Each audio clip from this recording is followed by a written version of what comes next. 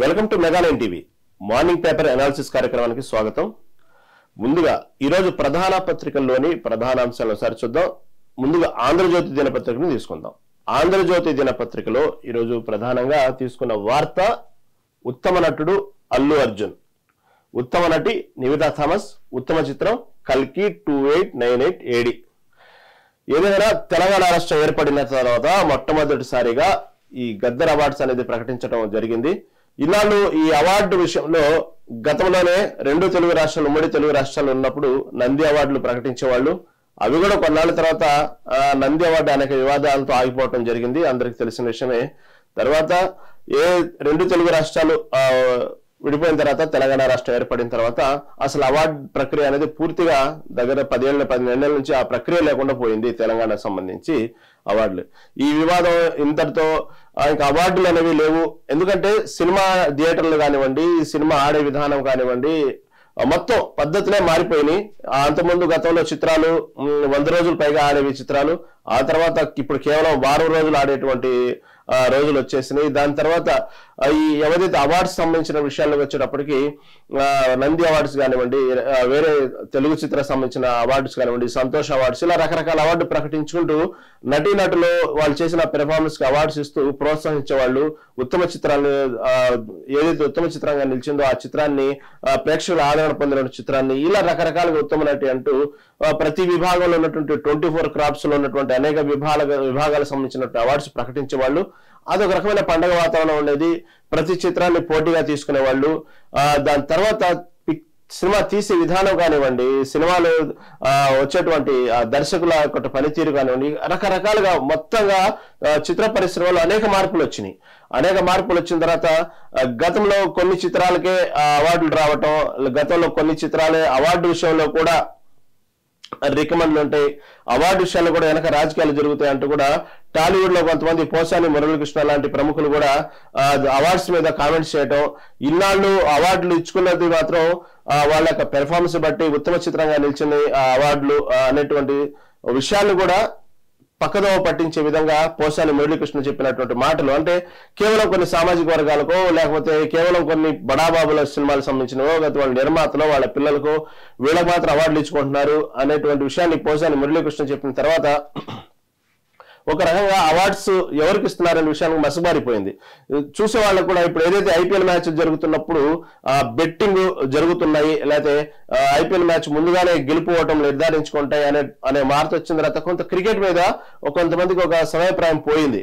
అంటే ఇది ముందుగానే ఈ మ్యాచ్ ఎవరు గెలుస్తారు అనేటువంటి వ్యవహారం ముందుగానే బెట్టింగ్లు అయిపోతున్నాయి అనే వాతావరణం వచ్చిన తర్వాత చూస్తున్నటువంటి మ్యాచ్ ఇది ఒరిజినలా లేకపోతే బెట్టింగా డూప్లికేటా, ఎవరు అమ్ముడు పోయారు అనేటువంటి టాపిక్ అనేటువంటి విషయాన్ని ఎవరైతే క్రికెట్ ప్రేక్షకులు ఉన్నారో చూస్తున్నంతసేపు కూడా నిజమైనటువంటి ఆ అనుభూతిని పొందలేకపోతున్నారు. అలాగే ఈ అవార్డ్స్ విషయానికి వచ్చేటప్పటికి కూడా పోసాని మురళీకృష్ణ చెప్పిన తర్వాత అవార్డ్స్ విషయంలో చాలా మందికి ఒక సమయప్రాయం లేకుండా పోయింది. అవార్డ్స్ ని ఈ విధంగా ఇచ్చుకుంటారా, అవార్డు రావాలంటే వెనక ఇంత కథ నడిచిద్దా, దీని వెనక ఒక రాజకీయము, సామాజిక వర్గము, డబ్బులు ఇన్ని పనిచేస్తుంటాయా, కాబట్టి ఇన్నాళ్ళు తీసుకున్న వాళ్ళు ఈ విధంగా తీసుకున్నారు అవార్డ్స్ అని నిజమైన వాస్తవంగా ఆ సంవత్సరం ఆ చిత్రానికి అవార్డు రావాల్సింది రాలేదు. అంటే దీని వెనక ఇంత జరిగిందా, ఈ సినిమా ఆడకపోయినా దీనికి అవార్డు ఇచ్చుకున్నారా, ఫలానా వాళ్ళు అబ్బాయి కాబట్టి వీళ్ళు అవార్డు ఇచ్చుకున్నారా, ఇలాంటి వార్తని పోసాని మురళీకృష్ణ ఒక రంగ సినీ ప్రేక్షకుల్లో వార్తను ఈ విధంగా తీసుకెళ్లడం వల్ల అవార్డ్స్ కి అంత ప్రాముఖ్యత అనేది ఇవ్వకుండా తగ్గింది. కానీ ఎప్పుడైతే తెలుగు రాష్ట్రాలు ఏర్పడ్డ తర్వాత తెలంగాణ ప్రభుత్వం అవార్డులు ఎందుకు ఇచ్చుకోకూడదు అనేటువంటి ఒక విషయాన్ని, గతంలో బీఆర్ఎస్ ప్రభుత్వం కూడా దీన్ని పెద్దగా సీరియస్ తీసుకోలేదు అవార్డు విషయాన్ని. తర్వాత రేవంత్ రెడ్డి సర్కార్ వచ్చిన తర్వాత ఈ అవార్డులు ఇచ్చుకోవాలి, మనల్ని మనం గౌరవించుకోవాలి, మన రాష్ట్ర ప్రభుత్వం అవార్డు ఉండాలి అనేటువంటి విషయాన్ని ప్రతిపాదన తీసుకొచ్చిన తర్వాత దానికి గతంలో నంది అవార్డుల నుండి ఉమ్మడి తెలుగు రాష్ట్రాలు ఉన్నప్పుడు, తర్వాత తెలంగాణ రాష్ట్రం ఏర్పడిన తర్వాత ఈ అవార్డులకి ఒక ప్రత్యేకమైన పేరు పెట్టాలి అనే ఆలోచనలో అందరితో ఒక ఆలోచన జరిగిన తర్వాత గద్దర్ తెలంగాణ ఫిలిం అవార్డు అనేటువంటి ఒక ఏర్పాటు చేసి దాన్ని అందరూ ఏకీభవించారు. ఆ అవార్డ్స్ ప్రక్రియ తెలంగాణ రాష్ట్రం ఏర్పడిన తర్వాత మొట్టమొదటిసారిగా ఈ గద్దర్ తెలంగాణ ఫిలిం అవార్డు అనేది ప్రకటించడం జరిగింది. ఈ గద్దర్ తెలంగాణ ఫిలిం అవార్డు ప్రకటించే విషయంలో కూడా ఈ గద్దర్ అనే పేరు పెట్టడానికి కూడా ఇటు బీజేపీ పార్టీతో పాటు కొంతమంది వ్యతిరేకించడం జరిగింది. అయినప్పటికీ కూడా గద్దర్ని గౌరవించుకోవాలి, ఆ తెలంగాణ ఏర్పడే విషయంలో ఆయన చేసినటువంటి ఎన్నో త్యాగాలు ఉన్నాయి. ఆయన చేసి ఆ ప్రజల్లో మేలుకొల్పినట్టు విధానం, ఆయన పాడిన విప్లవ గీతాలు, దానివల్లే ఆ ప్రజల్లో ఒక రకమైనటువంటి తెలంగాణ ప్రజల్లో ఆ ఉత్సాహాన్ని నింపి, తెలంగాణ ప్రజల్లో ఆ పౌరుషాన్ని నింపి తెలంగాణ సాధించుకునే దిశగా అడుగుల విషయంలో గద్దర్ పాత్ర చాలా ఉందంటూ రేవంత్ రెడ్డి దాన్ని ఎన్ని విమర్శలు వచ్చినప్పటికీ కూడా గద్దర్ తెలంగాణ ఫిలిం అవార్డు అనే అవార్డుకి గద్దర్ పేరు ప్రకటించడం జరిగింది. ఎందుకంటే గతంలో ఉన్నటువంటి ప్రభుత్వాలు గద్దర్ మాట్లాడాలని వచ్చినప్పటికీ కూడా గంటలు అతన్ని వేచి ధోరణిలో, అలాగే అతన్ని చాలాసేపు కూర్చోబెట్టడం, అతను సరైన అపాయింట్మెంట్ దొరకపోవడం, అతనికి సముచిత స్థానం గౌరవం ఇవ్వలేదనేటువంటి అపవాదం మూట కట్టుకుంది.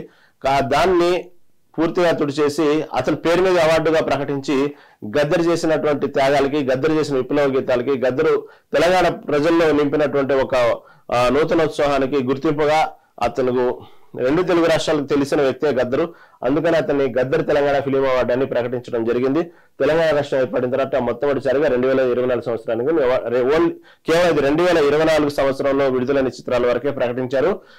1-2 రోజుల్లో 2013 నుంచి విడుదలైనటువంటి అన్ని చిత్రాల గురించి కూడా 1-2 రోజుల్లో దానికి సంబంధించి కూడా అవార్డు ప్రకటిస్తామని చెప్పేసి సమావేశంలో ప్రకటించారు.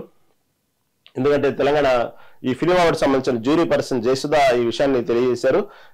2013 నుంచి ఇప్పటి వరకు రిలీజ్ అయిన చిత్రాలను కూడా, అంటే 2023 వరకు చిత్రాలను కూడా ఏ సందర్భాల్లో ఏ చిత్రాలకి అవార్డులు ఇవ్వాలి అవి మొత్తం కూడా ప్రకటించే అవకాశం ఉంది. 1-2 రోజుల్లో ఈ జ్యూరీ పర్సన్ జయసుధ ప్రకటించారు. నిన్న కూడా 2024 సంబంధించిన అవార్డ్స్ కూడా గద్దర్ తెలంగాణ ఫిలిం అవార్డ్స్ కూడా జయసుధనే ప్రకటించారు.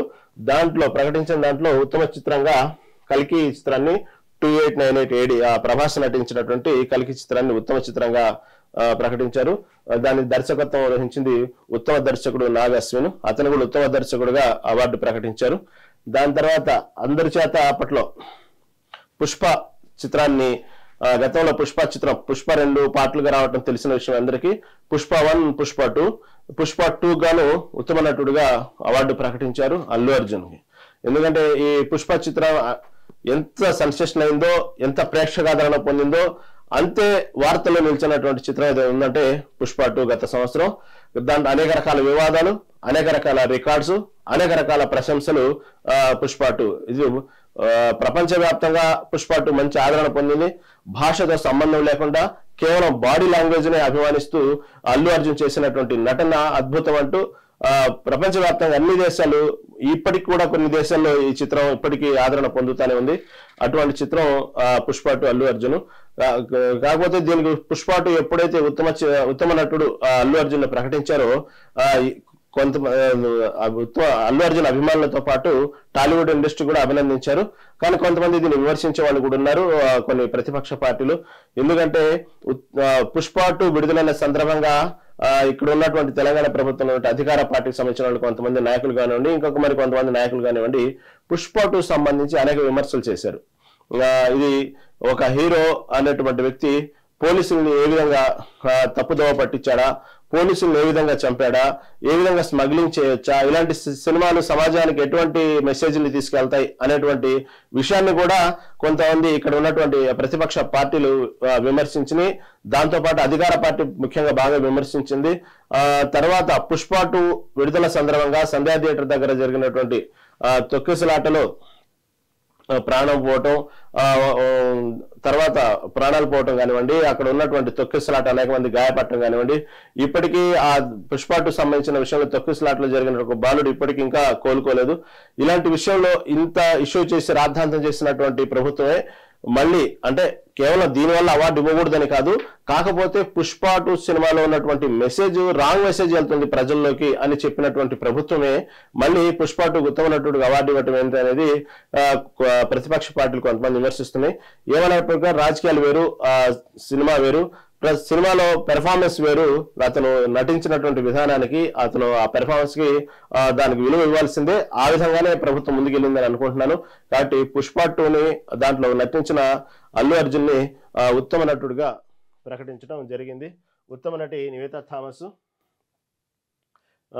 ఈ విధంగా తెలంగాణ ఏర్పడిన తొలిసారి సినీ పురస్కారాలు లక్కీ భాస్కర్ చిత్రానికి 4 అవార్డులు వచ్చినాయి. తర్వాత రజాకర్ చిత్రానికి 3 గద్దర్ అవార్డులు ప్రకటించారు.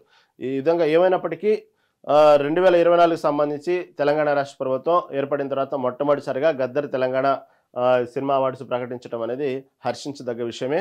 ఇక నుంచి ఇలాంటి వాతావరణం మంచి సహృదయ వాతావరణం ఇలాంటి చిత్రాన్ని వాళ్ళని గౌరవించుకోవటం, ఉత్తమ నటుడు, ఉత్తమ నటి, ఉత్తమ దర్శకుడు, సంబంధించినటువంటి ఉత్తమ మ్యూజిక్ డైరెక్టర్ ఇలా అందరినీ సత్కరించుకోవటం అనేది ఒక రకంగా తెలంగాణకు కూడా గౌరవంతో కూడుకున్న విషయమే.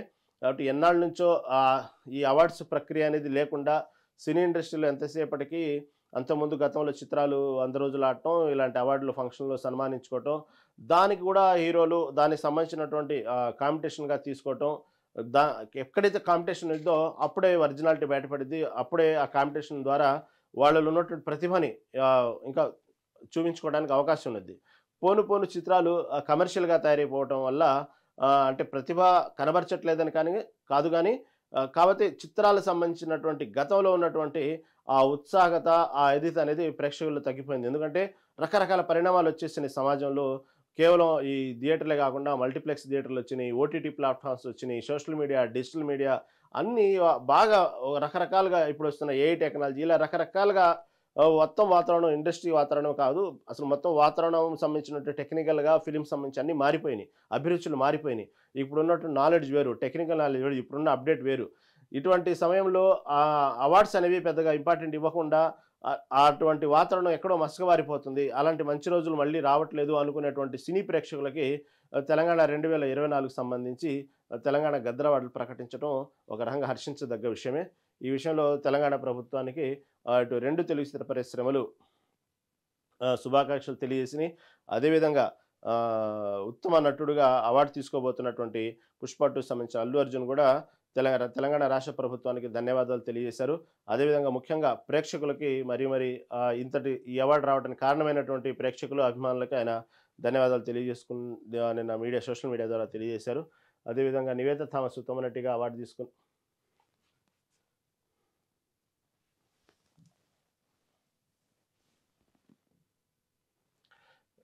అదేవిధంగా ఉత్తమ దర్శకుడు నాగార్జునని ప్రకటించడం జరిగింది. సరే, ఇదంతా ఒక ఎత్తైతే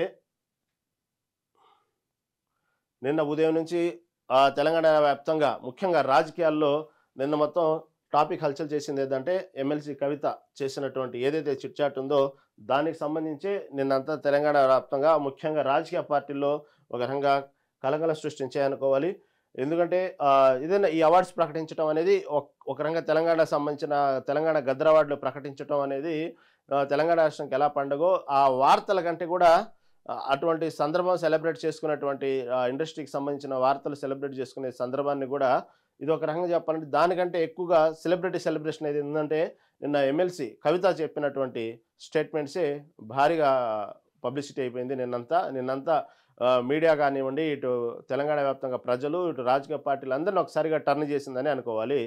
ఒక రకంగా చెప్పాలంటే కేసీఆర్ కుటుంబంలో ఇన్నాళ్ళు నివురుగప్పినటువంటి నిప్పులా ఉన్నటువంటి రాజకీయాలు రోడ్డున పడ్డాయని నేను అనుకోవాలి.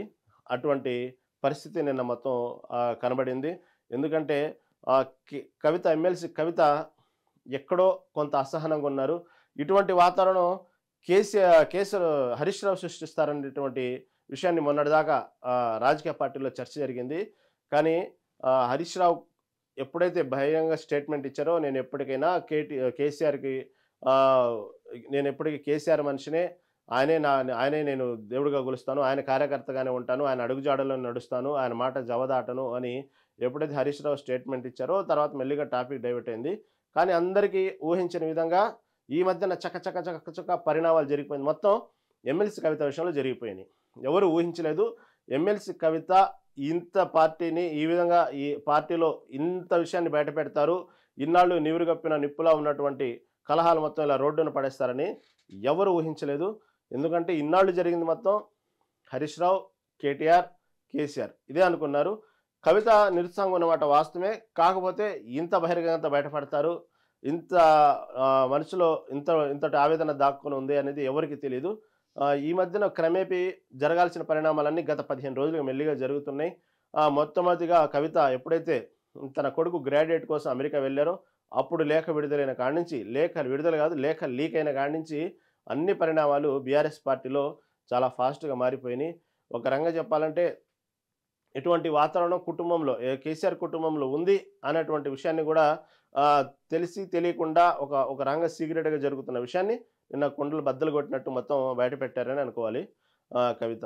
ఎప్పుడైతే ఉన్నటువంటి ఇన్నాళ్ళు నివురుగప్పి నిప్పులా ఉన్నటువంటి వాళ్ళ రాజకీయ విషయాలు ఎప్పుడైతే రోడ్డున పడ్డాయో ఇంక మాట్లాడడానికి ఛాన్స్ లేకుండా చేసింది ఎమ్మెల్సీ కవిత. కాకపోతే ఎమ్మెల్సీ కవిత టార్గెట్ ఎవరు? మొన్న చెప్పినట్టు శంషాబాద్ ఎయిర్పోర్టు దగ్గర చెప్పినటువంటి మీడియాలో కేసీఆర్ దేవుడు ఆయన చుట్టూ ఉన్న దయ్యాలు ఉన్నాయి అన్న చెప్పినటువంటి విషయాన్ని నిన్నటిదాకా ఎవరు ఆ దయ్యాలు అన్నటువంటి కన్ఫ్యూజన్ సస్పెన్షన్లో ఉన్నారు. ఇప్పుడు నిన్న ఎమ్మెల్సీ కవిత మాట్లాడినటువంటి మాటల్లో దాదాపుగా అందరికీ ఒక ఐడియా వచ్చేసింది ఆ దయ్యాలు ఎవరు అనేది. అంటే ఎమ్మెల్సీ కవిత దృష్టిలో దయ్యాలు, ఎమ్మెల్సీ కవిత దృష్టిలో ఎవరు ఆ దయ్యాలు అనేది ఒక రకంగా అందరికీ తెలిసిపోయింది. కానీ ఎందుకు ఉన్నటువంటి ఎమ్మెల్సీ కవిత ఈ విధంగా పరిణామాలు ఇంత ఆవేదన చెందడానికి కారణం ఏంటంటే రకరకాల కారణాలు ఉన్నాయి. ముఖ్యంగా ఎమ్మెల్సీ కవిత ఎంపీ ఎన్నికల్లో ఓడించడానికి ఈ శక్తులే పనిచేసినాయి, కావాలనే ఇంట్లో ఉన్నటువంటి వారే అంటే పార్టీలో ఉన్నటువంటి వారే నా ఓటమికి కారణమయ్యారు అంటూ మొదలుపెట్టారు. లేకపోతే నేను గెలిచేదాన్ని. అక్కడి నుంచే ఆమెలో ఆవేదన ఉన్నట్టు అర్థమవుతా ఉంది. తర్వాత ఎందుకు పదే పదే ఇంటి విషయాన్ని అంటే ఇంటి ఆడబిడ్డని కూడా తెలిసిన విషయం తెలిసి కూడా ఇంటి ఆడబిడ్డ మీద ఎందుకు మీడియా ద్వారా డిజిటల్ సోషల్ మీడియా ద్వారా ఎందుకు నా మీద దుష్ప్రచారం చేస్తున్నారు అనేటువంటి విషయాన్ని లేవనెత్తారు. తర్వాత మరీ ముఖ్యంగా పార్టీకి డ్యామేజ్ అయ్యే విధంగా ఇప్పుడు ఉన్నటువంటి అధికార పార్టీ కానివ్వండి, ప్రతిపక్ష పార్టీలకు కానివ్వండి, ప్రతి పార్టీలకు కూడా ఒక అస్త్రంలా దొరికేటువంటి విషయాన్ని ఎక్కడ మెయిన్ బాగా ఫోకస్ చేశారంటే బీఆర్ఎస్ పార్టీని బీజేపీలోకి విలీనం చేయడానికి ప్రయత్నించారు అనేటువంటి విషయాన్ని పదే పదే ప్రస్తావించడం పార్టీకి ఒక రకంగా భారీగా డ్యామేజ్ అని అనుకోవాలి. ఎందుకంటే ఇన్నాళ్ళు మీరు అబ్జర్వ్ చేస్తే కాంగ్రెస్ బీజేపీ ఒకటే, లేదా బీఆర్ఎస్ బీజేపీ ఒకటే. ప్రతి ఎన్నికల ముందు ప్రతి ఎన్నికల్లో ప్రతి సందర్భంలో ఒక విషయం వచ్చినప్పుడు ఆ రెండు పార్టీలు ఒకటే అనేటువంటి ఒక ట్రయాంగిల్గా జరుగుతూ ఉన్నది ప్రతిసారి ఈ టాపిక్. కానీ అదేం కాదు, బీఆర్ఎస్ బీజేపీ ఒకటే అనేటువంటి ఒక మాటని ఏకీభవించే విధంగా అయిపోయింది. ఇప్పుడు ప్రతిపక్ష పార్టీల అధికార పక్షాలకి అస్త్రంలో దొరికిపోయింది ఈ వాక్యాన్ని. ఎందుకంటే కవిత ఎమ్మెల్సీ కవిత మద్యం కుంభకోణంలో ఎప్పుడైతే అరెస్ట్ అయ్యి జైల్లో ఉన్నారో అప్పుడే ప్రతిపాదన వచ్చింది, బీజేపీలో విలీనం చేద్దాం అనేటువంటి ప్రతిపాదన వచ్చింది, లేదా పొత్తుగా ముందుకెళ్దాం అనేటువంటి ప్రతిపాదన వచ్చింది. అప్పుడే నేను ఒప్పుకోలేదు అంటూ జరగను. అంటే ఈ విధంగా ఇన్నాళ్ళు విమర్శిస్తున్నటువంటి బీఆర్ఎస్ బీజేపీ ఒకటే అని విమర్శిస్తున్నటువంటి వాతావరణం ఇన్నాళ్ళు నిజమే కదా అనేటువంటి విషయాన్ని ప్రజల్లో కానివ్వండి, ఇటు కార్యకర్తలకు ముఖ్యంగా బీఆర్ఎస్ కార్యకర్తలు ఒక రకంగా షాకింగ్ గురి చేసినాయి. అంటే ఇన్నాళ్ళు బీజేపీకి వ్యతిరేకంగా పనిచేస్తున్నాము, బీజేపీ మీద అనేక స్టేట్మెంట్లు ఇస్తున్నాము, బీజేపీ కోసం గ్రామాల్లో కానివ్వండి నియోజకవర్గాల్లో గొడవలు పడుతున్నాము, అనేకంగా అక్రమంగా కేసులు మా మీద బనాయించారు, ఇటువంటి ఘర్షణ వాతావరణంలో మనం అందరం ఉంటే వీళ్ళు వెనక తెరచాటు రాజకీయాలు చేస్తూ ముందుకు మాత్రం బీజేపీతో వ్యతిరేకంగా మాట్లాడుతున్నట్టు నటిస్తున్నారు అనేటువంటి విషయాన్ని బీజేపీ కార్యకర్తలు ఇప్పటికీ జీర్ణించుకోలేకపోతున్నారు. అంటే ఎంత కథ నడిచిందా కవిత? ఆ విషయాన్ని నేను ఒప్పుకోలేదు. కానీ ఇప్పటికీ 100కి 101%, 200% ఇప్పటికీ బీజేపీలో కలిపే ప్రయత్నాలు జరుగుతున్నాయి. బీజేపీకి ఫేవర్గా అడుగులు వేస్తూ ఉన్నారు. బీఆర్ఎస్ పార్టీని మాత్రం చంపడానికి ప్రయత్నం చేస్తూ ఉన్నారు. బీజేపీలో కలవటానికి మాత్రం ఉత్సాహం చూపిస్తున్నారు ఇప్పటికీ కొంతమంది నాయకులు. బీజేపీకి ఫేవర్గా చేస్తున్నారంటూ ఎమ్మెల్సీ కవిత కుండ బద్దలు కొట్టినట్టు చెప్పింది.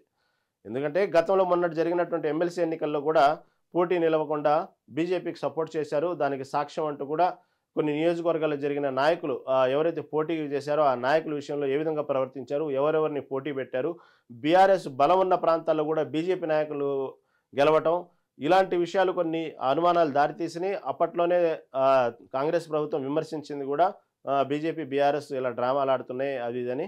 కాకపోతే మధ్యలో మోడీని టార్గెట్ చేయటం, పదే మోడీ విషయంలో కేటీఆర్ మాట్లాడినటువంటి మాటలు ఎక్కడో మళ్ళీ టాపిక్ని ఆ డౌట్స్ని కొంచెం మళ్ళీ డైవర్ట్ చేస్తూ ఉన్నాయి. అది నిజమా అబద్ధమా అని. కాదు, రాజకీయాల్లో పార్టీలో విమర్శలు సహజమే.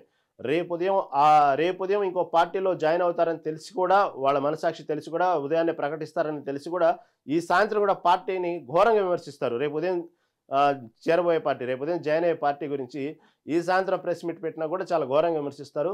అది వాస్తవంగా రాజకీయ నాయకులకి రకంగా చెప్పాలంటే పుష్ప 2లో ఉత్తమ నటుడు అల్లు అర్జున్గా అవార్డు ఎలా ఇచ్చారో వాళ్ళకి మించిన నటులు ఉంటారు రాజకీయ పార్టీలో. వాళ్ళు రేపు ఉదయం విమర్శిస్తారు, రేపు ఉదయం జాయిన్ అవ్వబోతారు, ఈరోజు సాయంత్రం కూడా భారీగానే విమర్శిస్తారు. కాబట్టి మనం ఈ ఫలానా వ్యక్తిని విమర్శించాడో, లేకపోతే కేటీఆర్ మోడీని విమర్శించాడో, లేకపోతే బీజేపీ విమర్శించాడో, కాబట్టి పార్టీ గురించి బీజేపీలో ఎందుకు చేరతారు, బీజేపీలో చేరే అలాంటి ఆలోచన లేదు అని అనుకోవటానికి లేదు వాస్తవంగా. ఎందుకంటే వాళ్ళు అందరికంటే మించిన ఉత్తమ నటులు రాజకీయ నాయకులు. కాబట్టి ఇలాంటి సందర్భాలు చాలా వచ్చినాయి. చాలా వచ్చినప్పుడు ఎక్కడో ఎవరికి అనుమానం రాలేదు. కానీ ప్రతిసారి మాత్రం దానికి సంబంధించిన నిందలు పడతానే ఉన్నాయి బీఆర్ఎస్ పార్టీకి, బీజేపీతో ముందుకెళ్తున్నారని. కాకపోతే మద్యం కుంభకోణంలో కవిత అరెస్ట్ అయిన సందర్భంలో ఒకవేళ బెయిల్ విషయంలో కానివ్వండి, కవితను బయటకు తీసుకొచ్చే విషయంలో ఇటువంటి ఏమన్నా తెరచాటు రాజకీయాలు జరిగి ఉండొచ్చు. ఆ ప్రపోజల్ని కవిత ముందు పెట్టినట్టు కూడా ఒప్పుకున్నారు. కవితే చెప్పారు స్వయంగా. కాబట్టి నేను ఒప్పుకోలేదన్నారు. ఇప్పటికీ బీజేపీలో కలిపే ప్రయత్నం చేస్తున్నారు. ఏ ఉద్దేశంతో అయితే తెలంగాణ సాధించుకున్నామో, తెలంగాణ రాష్ట్రం ఏర్పడిందో, బీఆర్ఎస్ పార్టీ ఏ ఉద్దేశంతో అయితే అడుగులేస్తుందో అవన్నీ వ్యతిరేకంగా జరుగుతున్నాయి. తెలంగాణ సాధించుకున్నటువంటి ఏదైతే తెలంగాణ ఏదైతే షరతులతో ఏదైతే తెలంగాణ నడవాలో అటువంటి పరిస్థితుల్లో నడవట్లేదు. చాలా ప్రమాదంలో ఉంది. ఏదైతే అసలు బీఆర్ఎస్ పార్టీ చేయాల్సినటువంటి పనులు, బీఆర్ఎస్ పార్టీకి ఉన్నటువంటి తెలంగాణ విషయంలో చేయాల్సిన పనులన్నీ కూడా అసలు ఆ పార్టీ చేయట్లేదు. నేను తెలంగాణ జాగృతి విషయంలో, తెలంగాణ జాగృతి మీద చేసేటువంటి ఏదైతే పని చేస్తున్నానో, ఏదైతే ప్రజల కోసం చేస్తున్నానో అవన్నీ కనీసం అలాంటి వర్కులు కూడా, ఆ స్థాయి వరకు కూడా బీఆర్ఎస్ పార్టీ చేయట్లేదు. బీఆర్ఎస్ పార్టీలో కేవలం కోర్టులు మాత్రమే ఉన్నారు. బీఆర్ఎస్ పార్టీని చాలా డ్యామేజ్ చేస్తున్నారు. అసలు కాంగ్రెస్ ప్రభుత్వం మీద విమర్శించాల్సినటువంటి పరిస్థితుల్లో కూడా విమర్శించలేని పరిస్థితుల్లో ఉంది బీఆర్ఎస్ పార్టీ. ఇంకా రేవంత్ రెడ్డి సర్కార్ని ఉతికారేయాల్సిన సందర్భాల్లో కూడా ఎందుకో వెనక్కి తగ్గుతున్నారు. కాబట్టి ఇటువంటి అవకాశం ఇస్తూ ప్రతిపక్ష పార్టీలకి, అధికార పార్టీలకి అవకాశాలు ఇస్తున్నారు. ప్రధాన ప్రతిపక్షంగా ఉండాల్సినటువంటి పార్టీ ప్రత్యామ్నాయంగా బీజేపీ ఎదుగుతుంది. దాన్ని కావాలని ఎదగనిస్తున్నారంటూ కూడా ఎమ్మెల్సీ కవిత చేసినటువంటి స్టేట్మెంటు భారిస్తుంది. ఇదన్నీ ఒక ఎత్తైతే, అమెరికా నేను వెళ్ళినప్పుడు ఇలాంటి లేఖలు గతంలో ఎన్నోసార్లు రాశాను నేను. నా తండ్రికి ఎన్నోసార్లు లేఖలు రాశాను. పార్టీలు జరుగుతున్న పరిణామాలు, పార్టీకి ఎక్కడెక్కడ అవసరం, ఏ నష్టం జరుగుతుంది అని జస్ట్ చిన్న అలర్ట్ చేసే విధంగా నేను అప్పుడప్పుడు మా నాన్నగారికి నేను ఉత్తరాలు రాస్తూనే ఉంటాను. ఇది నాకు అలవాటే. ఎన్నోసార్లు కేసీఆర్ గారు నా ఉత్తరాలు చదివేసి చించేసి పడేస్తూ ఉంటారు. నేను చెప్పిన తర్వాత దానికి సంబంధించినటువంటి ప్రక్షాళన ఎక్కడ చేయాలో అక్కడ చేస్తూ ఉంటారు. అది మాకు అలవాటే తండ్రి కూతులుగా. కానీ ఈసారి ఈ ఉత్తరం ఎందుకు లీక్ అయింది, దీని వెనక ఎవరున్నారు, అది మాత్రం నాకు కావాలి.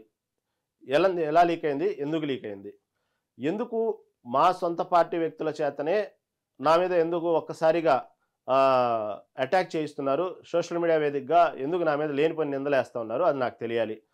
మళ్ళీ ఎప్పుడైతే కాళేశ్వరం సంబంధించినటువంటి నోటీసులు అందుకునే విషయంలో ఎందుకు కేసీఆర్ విషయంలో వచ్చేటప్పటికి నోటీసులు అందుకునగానే జస్ట్ ఏదో స్టేట్మెంట్ ఇచ్చేసి ఎందుకు వాట్సాప్ స్టేట్మెంట్ ఇచ్చి ఎందుకు వదిలేస్తున్నారు, ఇదే నోటీసులు ఇంకొక వ్యక్తి అందుకున్నప్పుడు, లేకపోతే ఇంకొక నాయకుడు అందుకున్నప్పుడు బీఆర్ఎస్ పార్టీలో ఎందుకు తెలంగాణ వ్యాప్తంగా హంగామా చేశారు, మళ్ళీ కేసీఆర్ నోటీసులు తీసుకున్నప్పుడు ఎందుకు హంగామా చేయలేకపోయారు, ఏంటిది. కాబట్టి నేను చెప్తున్నాను, పార్టీలో కావాలనే నన్ను కేసీఆర్ని దూరం చేయడానికి చూస్తున్నారు.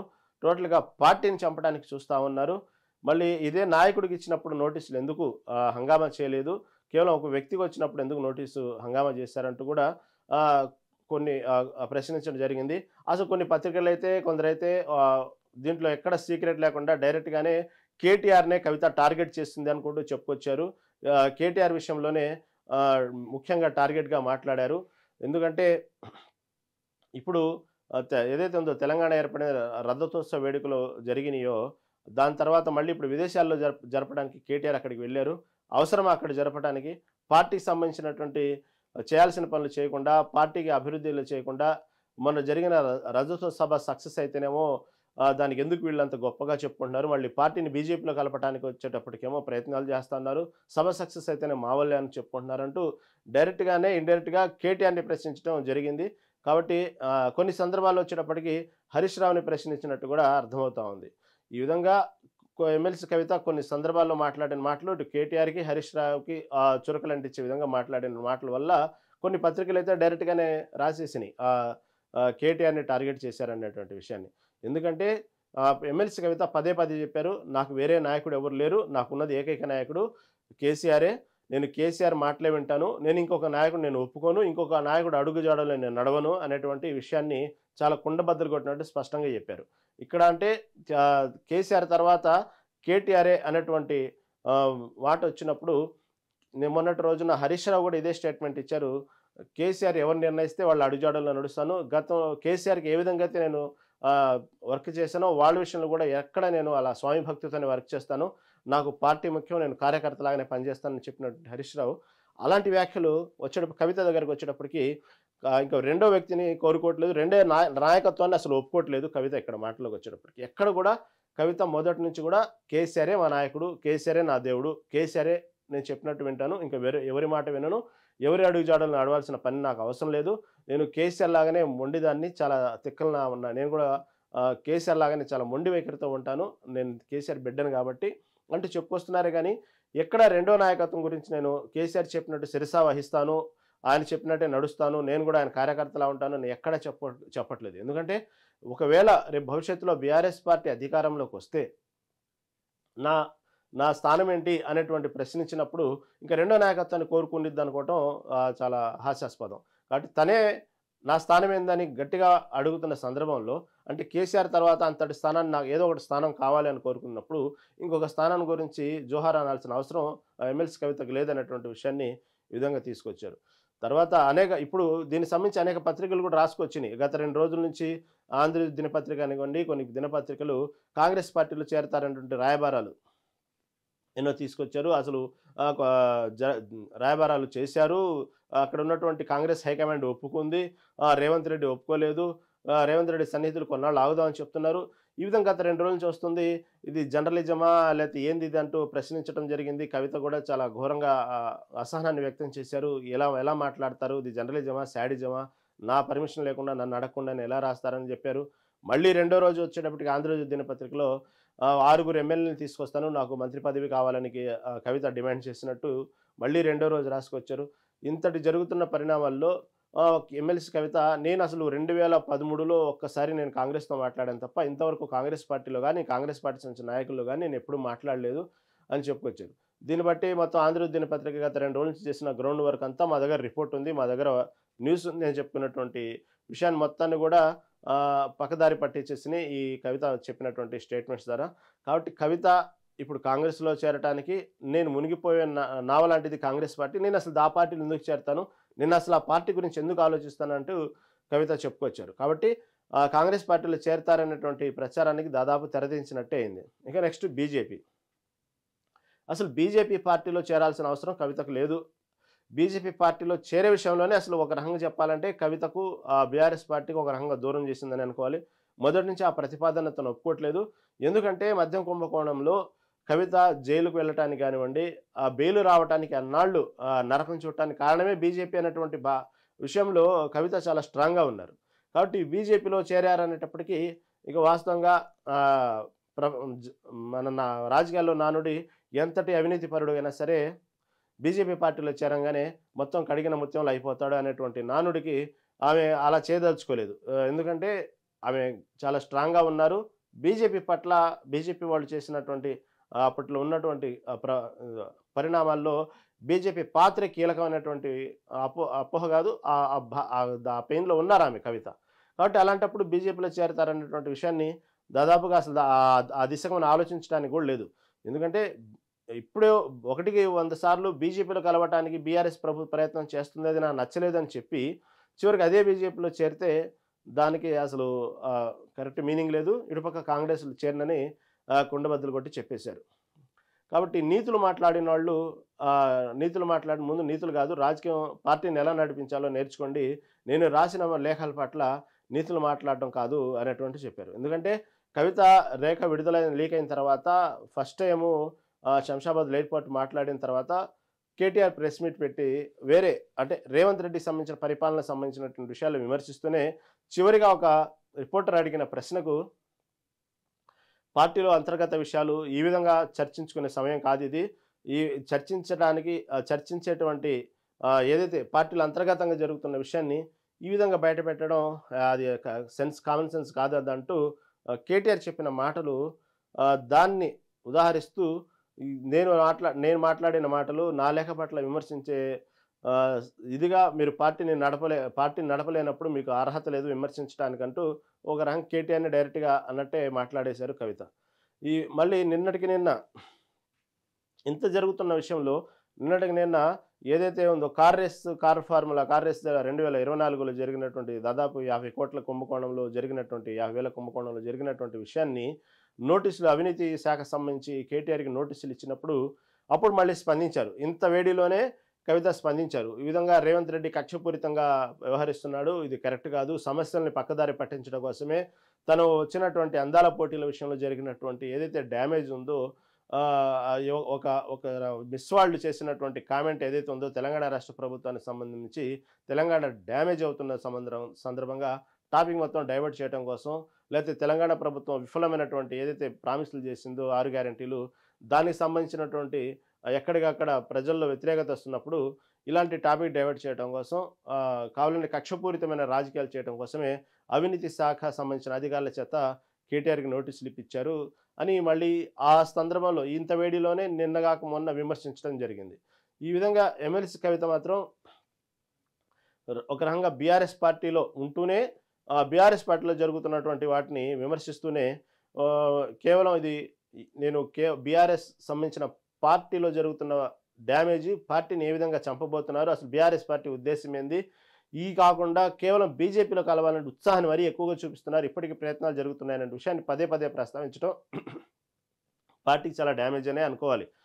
ఎందుకంటే ఇప్పుడు ఆ పార్టీలో పనిచేస్తున్న వారు, ఆ పార్టీలో ఉన్నటువంటి వారు ఇది ఎప్పటికైనా బీజేపీలో కలిపేసే పార్టీ అయినా ప్రయత్నాలు జరుగుతున్నాయన్నట్టు అప్పలున్నారు. ఎక్కడ ఇంత చర్చ జరుగుతున్నప్పటికి కూడా కేసీఆర్ చాలా మౌనంగా ఉండటం, నోరు మెదపకపోవటం, ఇదే దీనికి సంబంధించి ఎప్పుడైతే లేఖ లీక్ అయిందో ఆ తర్వాత కేసీఆర్ ఒక్కసారన్నా మాట్లాడుంటే పరిణామాలు వేరేగా ఉండేవి.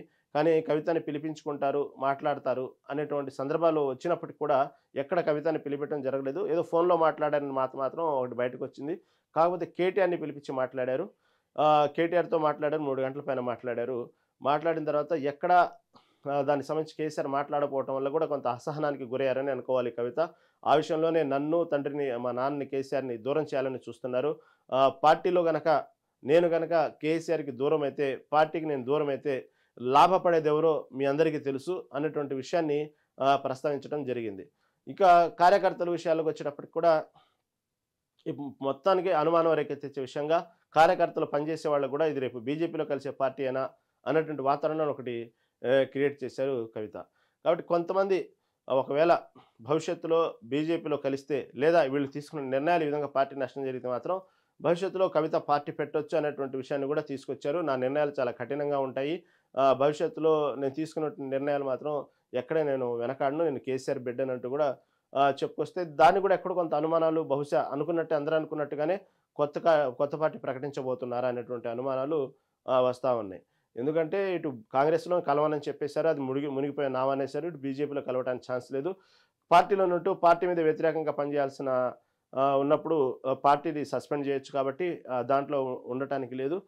కేవలం తనకున్నటువంటి పట్టున్నటువంటి తెలంగాణ జాగృతి పేరు మీద కార్యక్రమాలు ఇన్నాళ్ళు నేను చేశాను. బీఆర్ఎస్ పార్టీ కూడా చేయలేని కార్యక్రమాలు కూడా, బీఆర్ఎస్ పార్టీ చేయాల్సిన కార్యక్రమాలు కూడా నేను చేసుకుంటూ వచ్చాను, పార్టీకి దెబ్బతినకుండా చూసుకుంటూ వచ్చాను అన్నప్పుడు ఇవాళ తెలంగాణ జాగృతికి సంబంధించి కొత్త నిర్ణయాలు ఏమైనా తీసుకోబోతున్నారా అనేటువంటి వార్తలు కూడా వస్తున్నాయి. మళ్ళీ దీనికి సంబంధించి బీఆర్ఎస్ పార్టీ ఎటువంటి స్టెప్ తీసుకున్నది కూడా చూడాలి. ఎందుకంటే ఇప్పటికే వినోద్ కుమార్ లాంటి సీనియర్ నాయకులు కూడా ఈ విషయంలో స్పందించారు. ఇన్నాళ్ళు కవితలో ఇంత ఆవేదన ఉందని మాకు ఎవరికీ తెలియదు, కాబట్టి ఆ దిశగా మేము ఆలోచిస్తాము. కవిత చెప్పిన దాంట్లో ఏది వాస్తవాలు, ఎందుకు ఎక్కడ పార్టీలో డ్యామేజ్ జరుగుతుంది, కవితలో ఎంత ఆవేదన ఉందా అనేది మాకు ఇన్నాళ్ళు తెలియదు, కాబట్టి మాకు ఇప్పుడే తెలిసింది, దీని గురించి ఆలోచిస్తూ ఉన్నారు, ఆచితూచి మాట్లాడుతున్నారు దానికి సంబంధించిన నాయకులు కూడా. దానికి సంబంధించి కూడా ఒకవేళ ఇదే విధంగా బయట వేరే వ్యక్తులు అంటే పార్టీలో ఉన్నటువంటి వ్యక్తులు ఎవరైనా ఎంతటి సీనియర్ నాయకులైనా మాట్లాడితే పార్టీ సస్పెండ్ చేయడం ఆనవాయితీ. కాబట్టి ఇప్పుడు కవితను సస్పెండ్ చేస్తారా లేదా అంతటి సాహసం చేస్తారా అనేది చూడాలి. ఇటు పక్క వినోద్ కుమార్ కూడా మళ్ళీ రిపోర్టర్ అడిగిన ప్రశ్నకి కవితని సస్పెండ్ చేస్తారా అనేటువంటి సందర్భంలో వినోద్ కుమార్ లేదు, ఏదో ఒక చిట్చాట్లో మాట్లాడిన మాటకి మేము అంత మాత్రానికి మేము సీరియస్ యాక్షన్ తీసుకోము, ఆమెను సస్పెండ్ చేయడానికి అంత అవసరం లేదు, ఆమె ఏదో ఒక చిట్చాట్ సంబంధించింది కాబట్టి ఇది ఆమె డైరెక్ట్గా మాట్లాడితే దాని గురించి అప్పుడు ఆలోచించేవాళ్ళం. అయినా కేసీఆర్ కూతురు కాబట్టి ఒకసారి అసలు ఏం జరిగిందో అడుగుతాం. ఆమెలో అంత ఆవేదన ఉందనేది మాకెవరికి తెలీదు. అదేవిధంగా కవిత మాట్లాడిన సందర్భంలో కూడా ఎప్పుడైతే పార్టీ మధ్యవర్తిత్వంలో పంపించారో మధ్యవర్తిత్వంగా రాయబారాలు పంపారు. పార్టీ విషయంలో ఈ లేఖ విడుదలైన తర్వాత వాళ్ళు వచ్చినోళ్ళు ఎవరి వ్యక్తులో నాకు తెలీదా? ఎందుకు పంపించారో నాకు తెలీదా? అంటే కేవలం చేయాల్సిన ప్రయత్నాలన్నీ చేశాము. కవిత నిరుత్సాహంగా ఉన్నారు. చాలా బాధలో ఉన్నారు. పార్టీ పట్ల చాలా ఆవేదనతో ఉన్నారు. దాన్ని జరిగినట్టు డ్యామేజ్‌ని పూడ్చటానికి మేము రకరకాల ప్రయత్నాలు చేశాము. మధ్యవర్తులను పంపాము అనేటువంటి విషయాన్ని చెప్పుకోవటం కోసమే ఇదంతా చేస్తున్నారు. వాళ్ళు వచ్చిన వ్యక్తులు ఎవరో మీకు తెలీదా? ఎందుకు వచ్చారో మీకు తెలీదా? అంటే మొత్తం మీద అన్ని ప్రయత్నాలు చేశాము. కవిత నా మాట వినలేదు, మా మాట వినలేదు. కాబట్టి పార్టీని సస్పెండ్ చేస్తున్నామనో లేకపోతే కేసీఆర్ నుంచి దూరం చేయడానికి ప్రయత్నాలు చేస్తున్నారన్నట్టు ఎమ్మెల్సీ కవిత చెప్పుకొచ్చారు.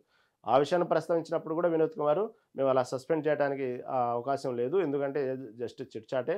కాబట్టి ఇంత ఆవేదన ఉందని తెలీదు. మాట్లాడతాము. అవసరమైతే కేసీఆర్‌తో మాట్లాడి దానికి సంబంధించినటువంటి ఇంకా మేము కావాల్సిన విషయాలు మీకు తెలియజేస్తాము మీడియా ముఖంగా అని చెప్పేసి వినోద్ కుమార్ మాట్లాడిన సందర్భం ఈ విధంగా జరిగింది. ఏదేమైనప్పటికీ కూడా ఎమ్మెల్సీ కవిత ఆవేదనలో మాత్రం బీఆర్ఎస్ పార్టీతో పాటు బీఆర్ఎస్ పార్టీకి సంబంధించినటువంటి కింది స్థాయి నుంచి పై స్థాయి వరకు నాయకులు కూడా ఇప్పుడు ఏమి చేయలేని పరిస్థితుల్లో ఆలోచించే పరిస్థితుల్లో పడ్డారు. ఇటుపక్క పార్టీ కార్యకర్తలు కూడా అయోమయంలో ఉన్నారు. ఒక రకంగా ఇది కుటుంబ కలహాలు లేదా పార్టీ కలహాలు అనేటువంటి పక్కన పెడితే కేవలం పార్టీ సంబంధించినటువంటి కలహాలుగానే ఎమ్మెల్సీ కవిత ఇన్నాళ్ళు నివురుగప్పి నిప్పులా ఉన్నటువంటి కుటుంబ కలహాలు మొత్తం రోడ్డున పడేశారని చెప్పుకోవాలి. కాబట్టి ఇది రాజకీయ కలహాల్లాగా ఉన్నాయి. ఎక్కడా ప్రస్తావనలు అంటే ప్రతిపక్ష పార్టీలు విమర్శించినట్టు లేతే అధికార పార్టీ విమర్శించినట్టు అక్రమ సంపాదన పంచుకునే విషయంలో అన్న చెల్లెలకి మధ్యలో విభేదాలు వచ్చినాయి, తండ్రికి విభేదాలు వచ్చినాయి, అల్లుడికి విభేదాలు వచ్చినాయి. ఈ విధంగా మాట్లాడుతున్న మాటలన్నిటి కూడా పక్కన పెట్టేసి కేవలం రాజకీయంగా బీఆర్ఎస్ పార్టీని బీజేపీని కలిపే విధానాన్ని ఆలోచిస్తున్నారు. లేదా పార్టీలో తనకున్నటువంటి స్థానాన్ని గురించి, పార్టీలో తన మీద వస్తున్న విమర్శల గురించే నిన్నంతా చెప్పుకొచ్చారు. ఎందుకంటే గతంలో చూసుకున్నప్పుడు కూడా వైసీపీ పార్టీలు కూడా ఇలాంటి పరిణామాలే జరిగినాయి. షర్మిల, జగన్ విషయంలో కూడా ముందుగానే అంతా రాజకీయ పార్టీలో జరుగుతున్నటువంటి విషయాలు. ఎందుకంటే తల్లిని అధ్యక్ష పదవి నుంచి తొలగించడం కానివ్వండి, కొన్ని చిన్న చిన్న పరిణామాలతో పాటు ఒకే రకంగా పెద్ద పెద్ద పరిణామాలు జరగడం జరిగింది. తీరా కొన్నాళ్ళ తర్వాత ఒకేసారిగా వైఎస్ షర్మిల స్టేట్మెంట్ ఇవ్వడం కూడా జరిగింది. కేవలం ఇది రాజకీయ కలహాలు కాదు, ఆస్తి తగాదులు అనే విషయాన్ని బయటపడ్డాయి. అదేవిధంగా భవిష్యత్తులో ఎటువంటి పరిణామాలు వస్తే తెలియదు. కానీ ప్రస్తుతానికైతే మాత్రం కేవలం బీఆర్ఎస్ పార్టీని బీజేపీ విలీనం చేసే విషయంలో కానివ్వండి, బీఆర్ఎస్ పార్టీ కేవలం బీజేపీ కోసం పనిచేస్తున్న విషయాన్ని కూడా ప్రస్తావిస్తూ పార్టీలో జరుగుతున్న నష్టాలు, పార్టీలో కేసీఆర్ని తనను దూరం చేస్తున్న విషయాలు, తన ఎంపీ ఎన్నికలప్పుడు ఓటమి కారణం కూడా లోకల్ నాయకులే అన్నటువంటి కారణాలు, అంటే పార్టీలో ఉన్న నాయకులు అనే కారణాలు కూడా వెలువరిస్తూ తన ఆవేదన మొత్తం వ్యక్తం చేశారు. ఇది ఇంతటితో పార్టీ బీఆర్ఎస్ పార్టీ జరిగినటువంటి డ్యామేజ్ని ప్యాచ్ వర్క్ చేసుకోవడానికి ప్రయత్నించిద్దా, కవితతో మాట్లాడడానికి ప్రయత్నించిద్దా, లేకపోతే అనుకున్నట్టుగానే ఇది సశేషంగా సాగుతూ చివరికి కవిత తీసుకునే కఠిన నిర్ణయాల పట్ల ముందుకు ఏమన్నా నడిచిద్దా అనేది చూడాలి. ఇది విధంగా తెలంగాణ రాజకీయాలు నడుస్తూ ఉన్నాయి. ఈ విషయంలో వచ్చేటప్పటికి రాజా సింగ్ ఇచ్చిన స్టేట్మెంటు ఇంకొకటి హైలైట్గా నిలిచింది. పెద్ద ప్యాకేజ్ ఇస్తే మా వాళ్ళు బీఆర్ఎస్లో కలుస్తారు. విలీనంపై కవిత మాటలు నిజమే. BJP MLA Raja Singh. ఏదైతే కవిత నేను జైల్లో ఉన్నప్పుడు పార్టీ విలీనం పైన నా దగ్గర ప్రస్తావన తెస్తే నేను ఖండించానని చెప్పినటువంటి మాటని రాజా సింగ్, బీజేపీ ఎమ్మెల్యే రాజా సింగ్ అవునని ఏకీభవించారు. వాస్తవమే, కవిత చెప్పిన మాటలు వాస్తవమే. బీజేపీ కుట్రలు కుతంత్రాలు చేయదు అంటూ ఈటెల రాజేంద్ర స్టేట్మెంట్. అయితే రాజా సింగ్ ఈ విషయంలో చెప్తూ కవిత చెప్పిన మాట వాస్తవమే. ఎన్నికల్లో అప్పుడు ప్రతిసారి బీజేపీ గెలిచేటువంటి వాతావరణం ఉన్నప్పుడల్లా బీజేపీని చంపింది మాత్రం బీజేపీ పార్టీ నాయకులే. ఇప్పటికైనా బీఆర్ఎస్లో మంచి ప్యాకేజ్ ఇస్తే మా వాళ్ళు పార్టీని వదిలేసి బీఆర్ఎస్ తరఫున పోటీ చేసి గెలవడానికి ప్రయత్నిస్తారు. అటువంటి నాయకులందరూ బీజేపీ పార్టీలో ఉన్నారు. ఎన్నో సందర్భాల్లో బీజేపీ ఘంటాపథంగా గెలిచిద్ది అనేటువంటి పరిస్థితులు కూడా ఈ విధంగా అమ్ముడు పోయి బీజేపీ పార్టీనే నాశనం చేశారు.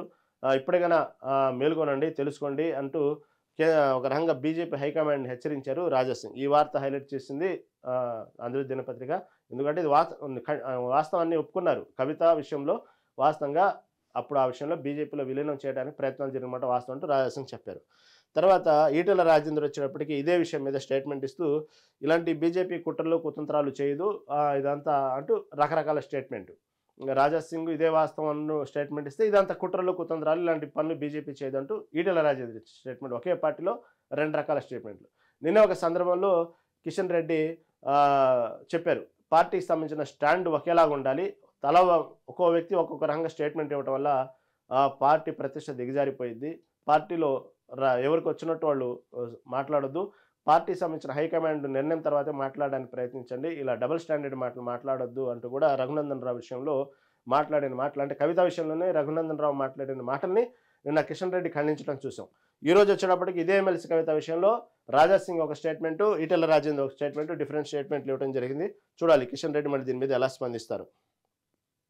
తర్వాత కేటీఆర్ని బీజేపీలోకి రానివ్వము అంటూ ఎంపీ కొండ మాట్లాడినటువంటి మాటలను కూడా హైలైట్ చేశారు. అంటే బీజేపీలో కలవడానికి ప్రయత్నాలు చేస్తూ ఉన్నారు, అలాంటి పరిస్థితులు చోటు చేసుకుంటే మాత్రం మేము ఒప్పుకోమంటూ కూడా బీజేపీ ఎంపీ కొండ మాట్లాడిన మాటలను కూడా చేశారు. తర్వాత కవితలో ఎంత ఆవేదన ఉందని ఇవాళే తెలిసిందంటూ వినోద్ కుమార్ చెప్పిన మాటలను కూడా ఆంధ్ర దినపత్రిక హైలైట్ చేసింది, మనం ఇందా అనుకున్నట్టుగానే.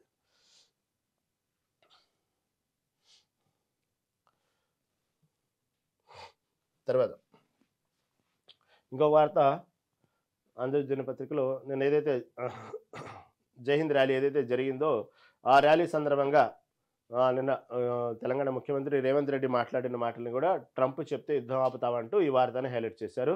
ఈ అఖిలపక్షాన్ని ఎందుకు పిలవలేదు అంటే, వాస్తవంగా ఎప్పుడైతే అఖిలపక్షాన్ని పిలిచి ఆపరేషన్ సింధూర్ ఈ విధంగా పరిణామాలు జరిగినాయి, పహల్గాం ఉగ్రదాడిలో ఎంతమంది చనిపోయారు, ఇది దేశానికి సంబంధించిన గౌరవమైన విషయము, ఎంతోమంది ఆడబిడ్డల్ని సింధూరాన్ని తుడిచారు.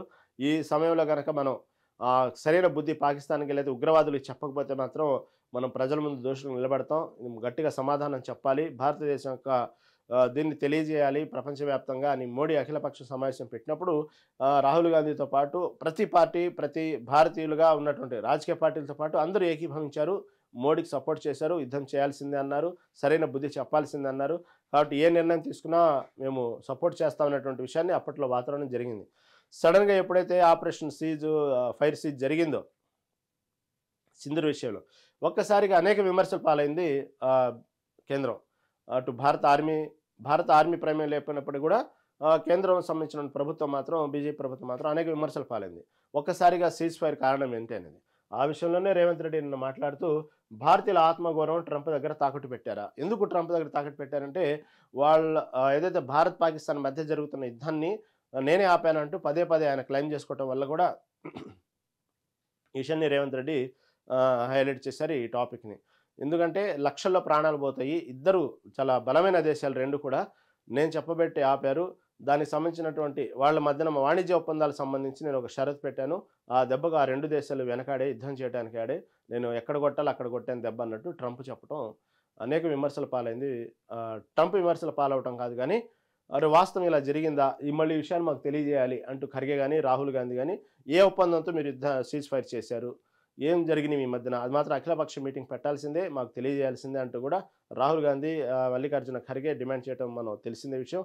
అదను ముందు యుద్ధం ఆపాలనుకున్నప్పుడు సీజ్ ఫైర్ అయినప్పుడు ఎలా అయితే యుద్ధానికి ముందు యుద్ధం చేయాల్సిందే, సరైన బుద్ధి పాకిస్తాన్కి చెప్పాల్సిందే అని అనుకున్నప్పుడు మీటింగ్ పెట్టినప్పుడు మళ్ళీ ఆపరేషన్ ఏదైతే ఫైర్ సీజ్ అప్పుడు కూడా ఇలాగే అఖిలపక్షమైన అభిప్రాయం తీసుకోవాల్సింది, ఈ విధంగా ఉన్న పరిణామాలు సీజ్ ఫైర్ చేద్దాము, లేకపోతే మీరు అనుకున్నట్టుగానే సరే ట్రంప్ నిర్ణయం లేదు, ట్రంప్ మధ్యవర్తిత్వం లేదు, మీరు అన్నట్టుగానే మిస్రీ చెప్పినట్టుగానే రెండు ద్వైపాక్షిక దేశాలు సమావేశం చేసుకునే ఒక అవగాహనతోనే సీజ్ ఫైర్ చేస్తామని చెప్పారు కదా, మళ్ళీ ఆ విషయాన్నైనా సరే కనీసం యుద్ధానికి వెళ్లే ముందు ఎలా చెప్పారో యుద్ధం ఆపే విషయంలో కూడా అలాగే అఖిలపక్ష సమావేశం పెట్టి ఈ విధంగా పరిస్థితులు ఉన్నాయి, వాళ్ళు శాంతి చర్చలు అంటున్నారు, పాకిస్తాన్ వెనక్కి తగ్గింది, దాదాపు మేము ఉగ్రవాదుల స్థావరాలన్నీ కూడా మేము నాశనం చేశాము, 100 మందికి పైగా ఉగ్రవాదులను హతం చేశాము, కాబట్టి ఇక నుంచి ఉగ్రవాదులకు సంబంధించి ఏ చర్య జరిగినా అది యుద్ధంగానే ప్రకటిస్తాం, పాకిస్తాన్తో ఈ విధంగా చేయబోతున్నాం, లేకపోతే దీని మీద ఎలా చేద్దాం అనేటువంటి ఒక అఖిలపక్ష సమావేశం ఏర్పరిచినట్టయితే బాగుండేది.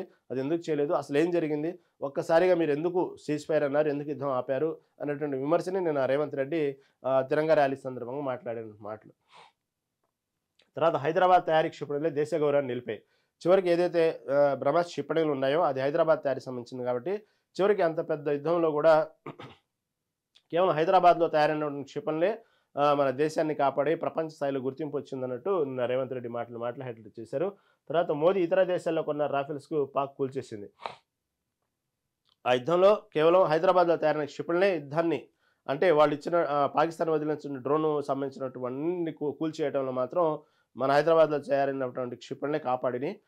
ఏదైతే విదేశాల్లో కొన్నటువంటి ఉన్నాయో సంబంధించిన ఆయుధాలు అవన్నీ కూడా ఎందుకు పనికి రాకుండా పోయినాయి, పాకిస్తాన్ దాన్ని పేల్చేసింది.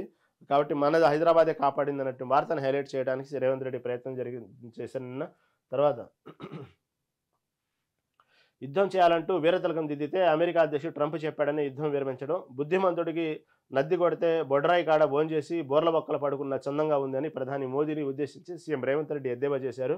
మోదీ కాలం చెల్లిన నాణ్యం, రద్దయిపోయిన 1000 రూపాయల నోటు లాంటోడు, ఆయన వల్ల దేశం గౌరవం నిలబడదు, ఆయన దేశాన్ని యుద్ధంలో గెలిపించడు.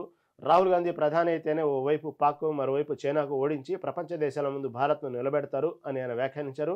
యుద్ధమైనా దేశ భద్రతైనా బీజేపీకి రాజకీయమేనని ఆరోపించిన సీఎం ఏదేమైనా నిన్నటికి నిన్న ముఖ్యమంత్రుల సమావేశంలో భారతదేశ వ్యాప్తంగా ముఖ్యమంత్రుల సమావేశంలో మోడీని కలవడం జరిగింది రేవంత్ రెడ్డి. ఇదే విషయంలో ప్రస్తావిస్తూ ఇది ఎన్నికలప్పుడే రాజకీయము, కాబట్టి తెలంగాణ అభివృద్ధి కోసం నేను అవసరమైతే 100 సార్లు కాదు 1000 సార్లే నేను మోడీతో కలుస్తాను అని చెప్పినటువంటి రేవంత్ రెడ్డి చూస్తే ఒక్కసారిగా ఏదైతే కొన్ని కేసులు ముందుకు వచ్చినాయో కిప్రో కేసులు ఇలాంటివన్నీ ముందుకు రాగానే రేవంత్ రెడ్డి పరిగెత్తుకుంటూ వెళ్ళారు, మోడీ దగ్గరికి వెళ్ళారు, కాళ్ళవేళ పడ్డారు. ఈ సందర్భం ఇలా వాడుకున్నారంటూ కేటీఆర్ విమర్శించినా, ఏదేమైనా ఎంతమంది విమర్శించినా పర్లేదు, నేను తెలంగాణ రాష్ట్రం అభివృద్ధి కోసం పాటుపడతాను, అవసరమైతే పెద్దన్న పాత్ర ఉన్నటువంటి మోడీని కలుస్తాను, 1000 సార్లైనా కలుస్తాను, ఎవరేమనుకున్నా అని చెప్పినటువంటి రేవంత్ రెడ్డి మళ్ళీ ఈ విధంగా ఈ రోజుకి వచ్చేటప్పటికి తిరంగా ర్యాలీలో చేసిన స్టేట్మెంట్ అంటే చేయకూడదని కాదు, కాబట్టి అవసరానికి తగ్గట్టు రాష్ట్ర అభివృద్ధి కోసం అవసరమైతే ఒక ప్రధానికి ఇవ్వాల్సిన గౌరవం ఇస్తారు, ఆయనకు రావాల్సిన రాష్ట్రానికి రావాల్సిన నిధులు సాధించుకునే విషయంలో రేవంత్ రెడ్డి ఎక్కడ కాంప్రమైజు కాడు అనేటువంటి విషయాన్ని తెలియజేస్తూనే తెలంగాణ వ్యాప్తంగా ఇక్కడికి వచ్చేటప్పటికి విమర్శించాల్సిన సమయం వచ్చినప్పుడు విమర్శిస్తారు. అసలు అయిపోయింది చెల్లని 1000 రూపాయల నోటు అంటాడు మోడీ. ఎప్పటికైనా భవిష్యత్తులో పాకిస్తాన్తో కానీ చైనాతో కానీ యుద్ధం చేసి వాళ్ళిద్దరిని ఓడించి ప్రపంచం ముందు భారతదేశ యొక్క పరువు ప్రతిష్టలను కాపాడింది మాత్రం కేవలం రాహుల్ గాంధీ అంటూ మాట్లాడిన మాటలు హైలైట్ చేశారు. తర్వాత జూలైలోనే స్థానిక సమరం, ఎన్నికల రంగం సిద్ధం, జూన్ చివరిలో నోటిఫికేషన్, ఆగస్టు 2వ వారం నాటికి ప్రక్రియ పూర్తి యోచన. ఏదైతే స్థానిక సంస్థలకు సంబంధించిన ఎన్నికలు చాలా నుంచి పోస్ట్ పోన్ అవుతూ ఉన్నాయి, దీనికి సంబంధించి జూన్ చివరి నెలలో నోటిఫికేషన్ ఇచ్చేటువంటి మార్గాలు ఆలోచిస్తూ ఉన్నారు తెలంగాణ ప్రభుత్వం.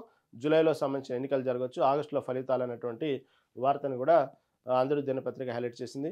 ఎందుకంటే ఇక 2 రోజుల్లో దాదాపుగా క్యాబినెట్ సంబంధించి విస్తరణ ఎలా ఉంది, ఎవరెవరికి మంత్రి పదవులు దక్కినాయి, ఎవరెవరికి మంత్రి పదవులు దొరకలేదు, తర్వాత ఎన్నాళ్ళ నుంచో వేస్తున్నటువంటి ఎవరైతే పార్టీ కోసం కష్టపడ్డారో ఆ నాయకుల పేర్లు వస్తాయా లేదన్నటువంటి మొత్తం మీద గాంధీ భవన్ అంతా వెయిట్ చేస్తున్న సమయంలో, అదేవిధంగా 4 టీపీసీసీ అధ్యక్షులు ఉంటారన్న టాపిక్ వచ్చినప్పుడు ఏదైనప్పటికీ బాహుబలి ప్యాకేజ్ లాగా ఒక మంత్రి పదవులు కానివ్వండి ఏదైనా మొత్తానికి కొలువులు రాబోతున్నాయి అన్నటువంటి గాంధీ భవన్ మొత్తం వెయిట్ చేస్తున్న సమయంలో ఇవాళ రేపు ఆ వార్తలు వచ్చింది.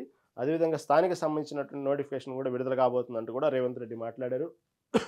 ఏదేమైనా ట్రంప్ చెప్తే యుద్ధం ఆపుతామంటూ ఈ వార్తను హైలైట్ చేస్తూ రేవంత్ రెడ్డి ప్రధానంగా చెప్పుకొచ్చారు. ఎందుకంటే ట్రంప్ వల్లే యుద్ధం ఆపటం అనేది అది ఎంతవరకు సమంజసం, ఎందుకు నువ్వు ట్రంప్కు భయపడ్డావు, ట్రంప్ కోసం యుద్ధం చేస్తున్నావా, భారతీయుల కోసం యుద్ధం చేస్తున్నావా, ఎందుకు వాణిజ్య ఒప్పందాల విషయంలో ఏం జరిగింది తెలియాలంటూ రేవంత్ రెడ్డి చెప్పిన మాటని హైలైట్ చేశారు. తర్వాత ఇది అసలైన వ్యవహారం, చివరికి పాకిస్తాను శాంతి చర్చలు పిలుస్తూ భాగంగానే ఇది అసలు జరిగిన యుద్ధం గురించి కూడా ఒప్పుకుంది. కేవలం అంటే ఇక్కడ భారతదేశం ఉపయోగించినటువంటి భారత ఆర్మీ చేసినటువంటి అటాక్ ఇన్నాళ్ళు పాకిస్తాన్ వ్యాప్తంగా పాకిస్తాన్ దేశంలో పాకిస్తాన్ పౌరులు కానివ్వండి, పాకిస్తాన్లో ఉండే కొన్ని రాజకీయ పార్టీలు టోటల్గా పాకిస్తాన్ దేశం మొత్తం కూడా మొన్న జరిగినటువంటి ఆపరేషన్ సింధూరు భారతదేశం మీద మేము గెలిచాము అనేటువంటి విషయాన్ని వాళ్ళు అక్కడ పండుగలా చేసుకున్నారు. ఆ విషయాన్ని పదే పదే ప్రపంచ దేశాలకు తెలియజేసేలా ప్రయత్నాలు చాలా చేశారు, ఎన్నో అబద్ధాలు ఆడారు, ఎన్నో లేనిపోని వీడియోస్ కానివ్వండి అనేక రకమైనటువంటి తప్పుడు వార్తల్ని ప్రచారం చేయడంలో చాలా ప్రయత్నాలు చేశారు. ఎప్పటికప్పుడు భారతదేశం తిప్పికొడతానుంది తప్పుడు వార్తలు అన్నట్టు ఆ విషయం అలా జరుగుతూ ఉండగానే చివరికి పాకిస్తాన్ అధ్యక్షుడు శాంతి చర్చల్లో భాగంగా పిలిచే భాగంగా మేము దాడి చేసేలోపే బ్రహ్మస్తో కొట్టారు. చివరికి ఒప్పుకున్నారు, పాకిస్తాన్ అధ్యక్షుడు ఒప్పుకున్నారు, ఏదైనా మేము రేపు ఉదయాన్నే దానికి సంబంధించినటువంటి మొత్తం ప్రీ ప్లాన్గా చేసుకున్నాం, మే 10వ తారీఖున భారతదేశానికి సంబంధించి ఏ విధంగా యుద్ధం చేయాలి, భారతదేశాన్ని ఏ విధంగా దెబ్బ కొట్టాలి అనే విషయాన్ని మే 10వ తారీఖున అంటే మే 9వ తారీఖు నైటే మేము ప్రణాళికలు చేసుకున్నాం. మే 10వ తారీఖు ఉదయానికల్లా భారతదేశం మీద ఏ విధంగా మనం యుద్ధం చేయాలి, ఏ విధంగా తిప్పికొట్టాలి, భారతదేశ ఆయుధాలని క్షిపణులను ఏ విధంగా చేయాలి అనుకునే లోపే మేము ఆ విషయాన్ని మేలుకునే లోపే అటాక్ చేసేసింది భారతదేశం. మే 10న తెల్లవారుజామున భారత్పై దాడికి సిద్ధమయ్యాం. 9వ తేదీ రాత్రి వ్యూహరచన చేశాం. మాకన్నా ముందే భారత క్షిపణులతో విరుచుకుపడింది. వాళ్ళు అనుకున్న ముందుగానే, వాళ్ళు ఎక్స్పెక్ట్ చేయకుండానే వాళ్ళకు ఒక రకంగా డైవర్ట్ చేస్తూ భారత ఆర్మీ పాకిస్తాన్ మీద అటాక్ చేసి బ్రహ్మస్తో వాళ్ళు అనుకున్నటువంటి లక్ష్యాలు మొత్తాన్ని, వాళ్ళు అనుకున్న ప్లాన్, వాళ్ళు ఏ విధంగా అయితే భారత్ మీద యుద్ధం చేయాలనుకున్న అన్నింటిని కూడా ధ్వంసం చేసి పడేసిందని పాకిస్తాన్ అధ్యక్షుడు స్వయంగా ఒప్పుకున్నారు షెహనాజ్ షరీఫ్. మా వైమానిక స్థావరాలు ధ్వంసమయ్యాయి. భారత్ దాడులపై పాక్ ప్రధాని షెహనాజ్ షరీఫ్ వ్యాఖ్యలు. చివరికి ఒప్పుకున్నారు. శాంతి చర్చలకు ముందుకు రావాలని భారత్కు పిలుపు. ఆపరేషన్ సింధూర్లో భాగంగా భారత్ చేసిన దాడులతో తమ వైమానిక స్థావరాలు జరిగిన నష్టంపై పాకిస్తాన్ ప్రధానమంత్రి షెహనాజ్ షరీఫ్ నోరు విప్పారు. ఎట్టకేలకు పాక్ సైన్యం మెలుకునేలోపే బ్రహ్మోస్ క్షిపణులతో భారత్ విధ్వంసం సృష్టించిందని వెల్లడించారు. తాము దాడి చేసేలోపే భారత్ బ్రహ్మోస్ ప్రయోగించి మా ఉన్నటువంటి మొత్తాన్ని కూడా వైమానిక స్థావరాలను ధ్వంసం చేసిందని చివరికి ఒప్పుకున్నారు. ఈ వార్తను హైలైట్ చేశారు. ఉగ్రవాదంపై చర్యలు తీసుకునేదాకా చర్యలు లేవు. పీఓకేని ఖాళీ చేసి ఉగ్రవాదులను అప్పగించాల్సిందే. నీళ్లు రక్తం కలిపి ప్రవహించు. మా షరతులతో మార్పు లేదు. శాంతి చర్చలపై భారత్ స్పష్టీకరణ. ఎప్పుడైతే శాంతి చర్చలు అని ప్రస్తావన పదే పదే షెహనాజ్ షరీఫ్ పాకిస్తాన్ అధ్యక్షుడు ప్రస్తావిస్తున్నారో, కాబట్టి దాంట్లో భాగంగా శాంతి చర్చలు నిన్న గత 2 రోజుల క్రితం మీడియా సమావేశంలో మిస్రీ కూడా అదే చెప్పారు. 2 దేశాల ద్వైపాక్షిక చర్చల ద్వారానే సీజ్ ఫైర్ జరిగింది, కానీ దీంట్లో ఎవరి మధ్యవర్తిత్వం లేదు అనేటువంటి విషయాన్ని చెప్పుకొచ్చారు. దాంట్లో భాగంగానే శాంతి చర్చలకు కూడా ఇప్పటికే పాకిస్తాన్ మాట్లాడుతూ ఉంది. కాబట్టి ఆ దిశగా మేము ముందడుగులు వేస్తున్నాం. దీంట్లో ఏ దేశం, ఇంకొక దేశం అధ్యక్షులు కానీ ఇంకో దేశం దీంట్లో మధ్యలో ఎవరి ప్రమేయం లేకుండానే చూసుకుంటున్నాం అనేటువంటి విషయాన్ని మిస్రీ చెప్పడం జరిగింది. దాంట్లో భాగంగానే షెహనాజ్ షరీఫ్ శాంతి చర్చలు పిలిచినప్పుడు భారతదేశంలో ఉన్నట్టు కుండబద్దలు కొట్టి, ఇలాంటి ఉన్నప్పుడే మేము శాంతి చర్చలు ముందుకు వస్తాం, ముందు దీని గురించి ఆలోచించండి అంటూ చెప్పుకొచ్చింది. దాంట్లో ఉగ్రవాదంపై చర్యలు తీసుకునేదాకా చర్యలు లేవు. ఉగ్రవాదం మీద ఒక క్లారిటీ మీరు రావాల్సిందే పాకిస్తాను. అంటే అక్కడ ఉన్నటువంటి శిక్షణ శిబిరాలు ఎన్ని తొలగించాల్సిందే. ఎక్కడ ఉగ్రవాదం మాత్రం మీరు స్థావరం కలిగించుకొని ఉండాల్సిందే. ఎందుకంటే అదే ఉగ్రవాదుల వల్ల మీరు అలా వాళ్ళకి స్థానికంగా స్థావరం ఇవ్వటం వల్ల మీరు కూడా చాలా నష్టపోయారు. మీ దేశం కూడా చాలా నష్టపోయింది ఆర్థికంగా. ప్రపంచ దేశాల ముందు ఉగ్రవాద దేశంగా పాకిస్తాన్ నిలబడింది. కాబట్టి వాళ్ళ వల్ల జరుగుతున్న నష్టాన్ని, వాళ్ళని మీరు పెంచి పోషిస్తున్నటువంటి వైఖరిని ప్రపంచం దేశాల ముందు ఇప్పటికే మా భారతదేశం తరపున అనేక మంది ఎంపీలు తెలియజేస్తున్నారు. కాబట్టి మీరు ఆ ఉగ్రవాదుల విషయంలో మీరు ఒక నిర్ణయానికి రండి, దాన్ని బట్టి మేము ఆలోచిస్తాం. తర్వాత పీఓకేని ఖాళీ చేసి ఉగ్రవాదులను అప్పగించాల్సిందే. ఏ పీఓకి సంబంధించి ఖాళీ చేసి మా సంబంధించిన పీఓకి మాకు అప్పగించాల్సిందే భారతదేశానికి. అక్కడ ఉన్నట్టు ఉగ్రవాదుల్ని మీరే చెప్పి ఖాళీ చేయించాలి, ఎందుకంటే మీరే పెంచి పోషిస్తున్నారు కాబట్టి. తర్వాత నీళ్లు రక్తం కలిసి ప్రవహించవు. ఇది గతంలో మోడీ చెప్పిన మాటని హైలైట్ చేశారు. మా షరతుల్లో మార్పు లేదు. శాంతి చర్చలపై భారత్ స్పష్టీకరణ. కాబట్టి అప్పుడు ఆలోచిద్దాం. ఈ సింధు జలాల ఒప్పందం కానివ్వండి, వాణిజ్య సంబంధించిన ఒప్పందాలు కానివ్వండి, రవాణా సౌకర్యాలకు సంబంధించిన ఒప్పందం కానివ్వండి, ఇవన్నీ కూడా అప్పుడు ఆలోచిద్దాం. ముందు ఇవి క్లియర్ చేసుకోండి. మీ దేశంలో ఉన్నటువంటి ప్రధానమైనటువంటి ఏదైతే మేజర్గా ఉన్నటువంటి ప్రాబ్లం ఉగ్రవాదులు, దానికి సంబంధించినటువంటి మొత్తం ఆ విషయంలో డిసైడ్ అవ్వండి. ఆ విషయంలో మీరు ముందు వస్తే దాని తర్వాత అంటే ఉగ్రవాదం తీసేయండి, శిక్షణా శిబిరాలు తీసేయండి, పీఓకేలో ఉన్న ఉగ్రవాదులను అక్కడి నుంచి తొలగించేయండి, మాకు అప్పగించండి, అప్పుడు దీని గురించి ఆలోచిస్తూ ఉన్నట్టు పాకిస్తాన్ ముందు కొన్ని షరతులు పెట్టింది భారత ఆర్మీ, భారతదేశం. చూద్దాం దీని గురించి భవిష్యత్తులో ఎలాంటి ప్రణాళికలు. ఏదేమైనప్పటికీ శాంతి చర్చలు అనేవి ముందు కదలాలంటే ఇలాంటివన్నీ ముందు షరతులు పెట్టారు భారత్. కాబట్టి చూడాలి. తర్వాత ఇది ట్రంప్ సుంకాలకు బ్రేక్. ఆయన అధికారాలకు అతిక్రమించారు. మనకు విక్రయించే వాటిపై సుంకాలు మొదలుపెంచారు. ఏదైతే ఈ సుంకాలు ఉన్నాయో, ఈ సుంకాలు చెప్పే నేను భారత్ పాకిస్తాన్ యుద్ధాన్ని ఆపాను వాళ్ళిద్దరికీ అనేటువంటి విషయాన్ని ఏదైతే ట్రంప్ హైలైట్ చేసుకున్నారో, ఇప్పుడు దానికి సంబంధించి అక్కడ ఉన్నటువంటి ఏదైతే అమెరికాలో ఉన్నటువంటి సంబంధించిన వాణిజ్య కోర్టు ఇచ్చిన తీర్పు ఇప్పుడు సెన్సేషన్ అయింది. నిన్నటి నుంచి వార్త. అమెరికా వాణిజ్య కోర్టు దీన్ని చెప్పింది. ఆయన అధికారాలను అతిక్రమించారు కాబట్టి మనకు విక్రయించే వాటిపై సుంకాల మొత్తం వహించారు. అమెరికా వాణిజ్య కోర్టు సుంకాలు నిలిపేస్తూ తీర్పు. ఈ సుంకాలు అయితే ఎప్పుడైతే ఉందానికి నిలిపేస్తూ, ఎందుకంటే తారీఫ్లు భయంకరంగా ట్రంప్ వేయటం గత వారం రోజులుగా వింటా ఉన్నాము. దీనికి సంబంధించి మాత్రం బ్రేక్ పడింది. కేవలం ఈ వాణిజ్య సంబంధించినటువంటి టారిఫ్ల మీద చూపించి అదొక బూచిగా చూపించే నేను పాకిస్తాన్ ఇండియా యుద్ధాన్ని ఆపాను అని ఆయన స్వయంగా చెప్పడం వల్ల కేవలం ఈ వాణిజ్య ఒప్పందాలకు సంబంధించి ఆయనకి స్వయంగా అక్కడ ఉన్నట్టు అమెరికా వాణిజ్య కోర్టు బ్రేక్ వేసింది. కాబట్టి ఇది ఒక రకంగా ట్రంప్కు షాకింగ్ అని చెప్పుకోవాలి. చైనా కూడా దిగొచ్చే అవకాశం ఉంది. అధ్యక్షుడి వాదనలు కొట్టిపారేసిన కోర్టు న్యాయం గాడి తప్పింది. ట్రంప్ సలహాదారు ఆ చర్చ రాలే, ట్రంప్ వాదనను వ్యతిరేకిస్తున్నాం. ఏదైతే వాణిజ్య ఒప్పందాలు చూపించి టారిఫ్లు మొత్తం చూపించే మేము భారత్ పాకిస్తాన్ యుద్ధాన్ని ఆపామని చెప్పుకుంటున్నట్టు పదే పదే మోడీని అసలు అవన్నీ వేస్ట్ న్యూస్లు. అలాంటి ప్రతిపాదన మా ముందు రాలేదు. కేవలం ఆ వాణిజ్య ఒప్పందాల మీద మేము భయపడి సీజ్ ఫైర్ చేయలేదు అంటూ భారత్ దానికి సంబంధించిన స్టేట్మెంట్ ఇచ్చింది. దాన్ని కూడా హైలైట్ చేశారు. ఏమైనా ట్రంప్కు అమెరికా వాణిజ్య కోర్టులో భారీ ఎదురు దెబ్బ తగిలిందని అనుకోవాలి. లిబరేషన్ డే పేరుతో ప్రపంచ దేశాలపై విధిస్తున్న సుంకాలను నిలుపుదల చేస్తూ మాన్హట్టాస్లోని అంతర్జాతీయ వాణిజ్య వ్యవహారాల కోర్టు తీర్పు వెలువరించింది. ఎడాపెడా దిగుమతి సుంకాలను విధించడం ద్వారా అధ్యక్షుడు తన అధికారాలను అతిక్రమించారని 3 న్యాయమూర్తులతో కూడిన ధర్మాసనం తేల్చి చెప్పింది. అమెరికా నుంచి ఇతర దేశాలు కొనుగోలు చేసే వాటికన్నా మనం విక్రయించే వాటిపైన సుంకాల మొత్తం మోగించారని ధర్మాసనం తీర్పిచ్చింది. ఇది ఒక రకంగా ట్రంప్కు షాకింగ్ అనే చెప్పాలి. ఎందుకంటే పోకడ ఎక్కువైపోయింది ట్రంప్ కొన్ని సుంకాల విషయంలో. ప్రపంచం ఉన్నట్టు అన్ని చాలా మంది దేశాలకి ఏదైనా బూచిగా చూపిస్తున్నాడు, భయపెడుతున్నాడు అంటే ఈ ట్రంప్ తారీఫుల విషయంలోనే అందరి భయపెడతా ఉన్నాడు. కాబట్టి ఒక రకంగా ఇది నోటికి తాళం వేసినట్టే అనుకోవాలి. తర్వాత ముగిసిన ట్రంప్ మస్క్ బంధం అంటూ కూడా వార్తను ఆంధ్రజ్యోతి హైలైట్ చేసింది. గత వారం రోజులుగా జరుగుతుంది. డోజ్ విషయంలో వాళ్ళిద్దరి మధ్యన ఏదో డిఫరెంట్లు వచ్చినాయి. దాదాపుగా డోజ్ నుంచి బయటకు వచ్చేసినట్టు ఎలన్ మస్క్ ప్రకటించడం వల్ల దాదాపుగా వాళ్ళ మైత్రి కొన్ని డ్యామేజ్ జరిగిందని చెప్పుకోవాలి. ఎందుకంటే అమెరికా అధ్యక్షుడు ట్రంప్ అయినప్పటికీ కూడా అక్కడ మాత్రం అమెరికాలో ఉన్నటువంటి పౌరులు, అమెరికా వాసులు అందరూ చెప్పుకునే మాట ట్రంప్ కేవలం అధ్యక్షుడే, కానీ పరిపాలిస్తుంది మాత్రం మొత్తం ఎలాన్ మస్క్ కొనసాగల్లోనే అమెరికా రాజకీయం నడుస్తుంది. అమెరికా సంబంధించిన దేశాల ప్రతి పని ఎలాన్ మస్క్ కొనసాగల్లో నడుస్తున్నాయనేటువంటి వార్తని అక్కడ చాలామంది చెప్పుకుంటున్నటువంటి విషయం ఇది అమెరికాలో. అలాంటిది డోజ్ నుంచి తప్పుకున్నట్లు ప్రకటించాడు ఎలాన్ మస్క్. దీన్ని బట్టి ట్రంప్ మస్క్కి ఎక్కడో డిఫరెంట్ వచ్చింది, ఇద్దరు స్నేహబంధం చెడిందని గత వారం రోజులు పత్రికాముఖంగా అనేక వార్తలు వస్తూ ఉన్నాయి. దాన్ని బలపరుస్తూనే ఉంది ఈ వార్త. డోజ్ నుంచి ఎలాన్ మస్క్ బయటకు వచ్చిన చెప్పేశారు. తర్వాత ట్రంప్ బిల్లులపై వ్యాఖ్యలు చేసిన 24 గంటల్లోనే వైదొలిగినవైన. కాబట్టి ఏదైతే ఆ బిల్లుల మీద ట్రంప్ ఏదైతే చెప్పారో ఆ డోజ్ సంబంధించిన వాటి మీద దాని మీద అతను అలాంటిది ఏం లేదు, ఎలాన్ మస్క్కు మాకు అలాంటి మైత్రి బంధం చెడిపోయింది ఏం లేదని చెప్పుకుని 24 గంటల్లోనే ఎలాన్ మస్క్ డోజ్ నుంచి బయటకు రావటం వార్తలు బలం చేకూరింది. దాదాపు వాళ్ళిద్దరి మధ్యన ఒక రకంగా బంధం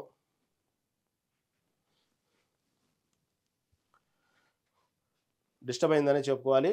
ప్రస్తుతానికైతే వాళ్ళిద్దరి మధ్యన గ్యాప్ వచ్చింది ట్రంప్కి మస్క్కి. ఈ వార్తని హైలైట్ చేశారు.